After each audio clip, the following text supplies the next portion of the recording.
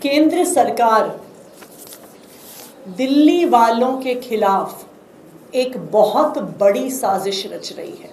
आने वाले दिल्ली के विधानसभा चुनाव को गलत तरीके से जीतने के प्रयास में केंद्र सरकार लोकतंत्र का हनन करने के लिए तैयार है। क्या दिल्ली चुनाव में गड़बड़ी की हो रही है साजिश? क्या मतदाता सूची में छेड़छाड़ की हो रही है कोशिश? दिल्ली की सीएम आतिशी ने केंद्र पर लगाए गंभीर आरोप। आखिर क्यों दिल्ली चुनाव से पहले वोटर लिस्ट सवालों में आई? एक बहुत बड़े स्तर पर सरकारी तंत्र के माध्यम से केंद्र सरकार दिल्ली वालों के वोट काटने का काम शुरू कर रही है। दरअसल ये सारे सवाल उठाए हैं दिल्ली के सीएम आतिशी ने। इसको लेकर उन्होंने एक प्रेस कॉन्फ्रेंस भी की, जिसमें उन्होंने केंद्र सरकार पर कई गंभीर आरोप लगाए, जैसे चुनाव से पहले अधिकारियों के साथ मिलकर केंद्र सरकार वोट कटवा रही, गलत तरीके से चुनाव जीतने के लिए सरकारी तंत्र का दुरुपयोग किया जा रहा, षड्यंत्र के तहत 28 अक्टूबर को दिल्ली के 29 एसडीएम और एडीएम्स का ट्रांसफर किया गया। उसके बाद अधिकारियों को बड़े स्तर पर वोट काटने का आदेश दिया गया। जिस लिस्ट में आम आदमी पार्टी के वोटरों के नाम हैं, उन्हें वोटर लिस्ट से काटा जा रहा।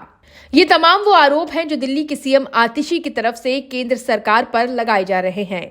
भाजपा द्वारा वोटर लिस्ट में छेड़छाड़ का आरोप लगाते हुए सीएम आतिशी ने मुख्य सचिव धर्मेंद्र को पत्र भी लिखा। उन्होंने एक जिला मजिस्ट्रेट और एक उप विभागीय मजिस्ट्रेट के खिलाफ जांच और कार्रवाई की मांग की।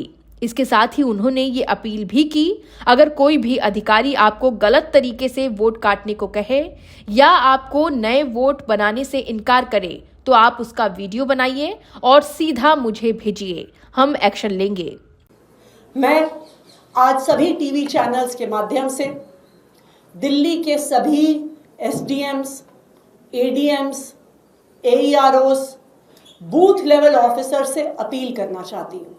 मुझे पता है आपके ऊपर बहुत दबाव है, मुझे पता है आपको डराया जा रहा है, आपको धमकाया जा रहा है, आपको बताया जा रहा है कि आपका करियर केंद्र सरकार के हाथ में है, तो अगर आप केंद्र सरकार की नहीं मानेंगे तो आपके करियर पर तलवार गिर जाएगी। लेकिन जो हजारों बूथ लेवल ऑफिसर्स दिल्ली में हैं, जो सैकड़ों एईआरओस हैं, मैं सबसे अपील करना चाहती हूं कि अगर कोई भी अफसर आपको गलत तरीके से वोट काटने को कहे, आपको नए वोट बनवाने से मना करे, तो आप उनकी रिकॉर्डिंग कर लेना और वो रिकॉर्डिंग आप सीधा मुझे भेजना। उन अफसरों पे एक्शन हम लेंगे। इतना ही नहीं, उन्होंने बीजेपी को भी निशाने पर लिया और आगे वो कहती हैं कि इस देश का लोकतंत्र बहुत मजबूत है, आप इस देश के लोकतंत्र के साथ खिलवाड़ करने की कोशिश ना करें। तो अगर कोई भी आपको गलत काम करने को कहे, गलत तरीके से वोट काटने को कहे, तो आप अपने फोन पे वहीं पर उस ऑफिस में जहां पर भी ऐसी मीटिंग चल रही हो, अगर फोन पर आपको आदेश दिए जाते हैं तो फोन पे रिकॉर्डिंग कर लीजिएगा, तो इस बहुत बड़े षड्यंत्र का पर्दाफाश होगा। और मैं भारतीय जनता पार्टी को भी ये कहना चाहती हूँ, मैं भारतीय जनता पार्टी को ये कहना चाहती हूँ कि इस देश का लोकतंत्र बहुत मजबूत है। इस देश के लोकतंत्र को बचाने वाले बहुत लोग हैं। आप इस देश के लोकतंत्र के साथ खिलवाड़ करने की कोशिश ना करें। हालांकि भाजपा ने इन सभी आरोपों को खारिज कर दिया है।